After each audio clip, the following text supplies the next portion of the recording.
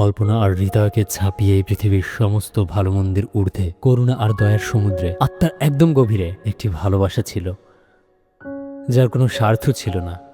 তার চোখে প্রথমবার তাকিয়েই জন্ম নিল সেই ভালোবাসা, তার ইচ্ছেগুলোর সাথে ভাগ হয়ে যাওয়া সেই ভালোবাসা, যার কোনো স্বার্থই ছিল না। ছিল শুধু তার একটুখানি হাসির জন্য বেঁচে থাকার ইচ্ছে, চুপি চুপি আড়াল থেকে তাকে অপলক দেখার ইচ্ছে, তার নিঃসঙ্গ সময়ে তাকে আগলে রাখা, তার যত্ন নেওয়া, তার ভয়কে দূর করে তার আঙুলে আলতোভাবে জড়িয়ে যাওয়া সেই ভালোবাসা।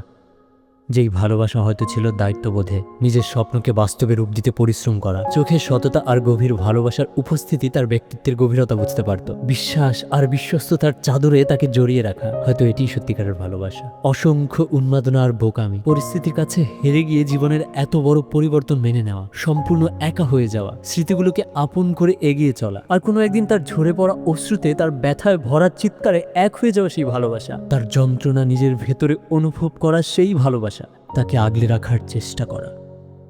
এটি সেই ভালোবাসা যা কখনোই স্বার্থপরতা ছিল না। তাই তো নির্দ্বিধায় বলা যায়, যাই হোক না কেন, তুমি যত কষ্টই পাও, তুমি যত দূরেই চলে যাও, অন্য কারোর সঙ্গে জীবন গড়লেও আমাকে ভালোবাসো বা না বাসো, তোমার জীবনের প্রতিটি খারাপ সময় যখনই তুমি আমাকে প্রয়োজন মনে করবে, আমি তোমার পাশে থাকবো। আমি প্রতিশ্রুতি দিচ্ছি।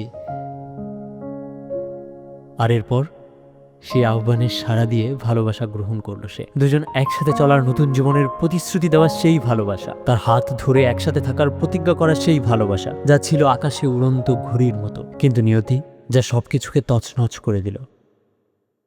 এত ভালোবাসা আর বিশ্বাসের পরেও সবকিছু যেন কম পড়ছিল। সেই শান্তির আশ্রয়, বিশ্বাসঘাতকতার আগুনে পুড়ে যাওয়া সেই ভালোবাসা, তাকে অন্য কারো সঙ্গে বিছানায় দেখতে পাওয়া সেই ভালোবাসা, যা তখন মৃত ধূসর হয়ে গিয়েছিল, ছিন্ন বিচ্ছিন্ন হয়ে চিৎকার করছিল সেই ভালোবাসা। এত কিছুর পরেও তাকে বোঝানোর চেষ্টা করা, সঠিক পথে ফিরিয়ে আনার চেষ্টা। আর এরপরও যখন সে বুঝলো না, তখন চোখে অশ্রু নিয়ে তার সুখের জন্য ডিভোর্স পেপারে স্বাক্ষর করা সেই ভালোবাসা, যা কখনোই স্বার্থপরতা ছিল না।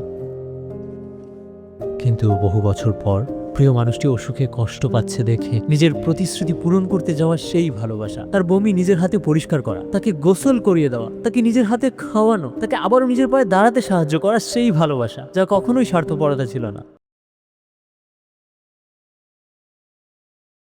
আইসিইউর বাইরে দাঁড়িয়ে তার সুস্থতার জন্য দোয়া করা, হাসপাতালের বিছানায় তার পাশে বসে তার হাত ধরে তাকে খাবার খাওয়ানো, কেমোথেরাপিতে তার ঝরে পড়া চুলে হাত বুলিয়ে তার সৌন্দর্যের অনুভূতি ফিরিয়ে আনা, তার শেষ নিঃশ্বাস পর্যন্ত তার পাশে থাকা, তাকে সাহস দেওয়া, তার সেবায় নিজের সমস্ত শক্তি বিলিয়ে দেওয়া, সেই ভালোবাসা, যা কখনোই স্বার্থপরতা ছিল না।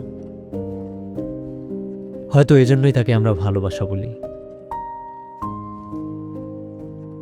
True love is bound to be unconditional and everlasting. Give and take relationship থেকে বের হয়ে একটু এইভাবে ভালোবেসে দেখি না কেমন?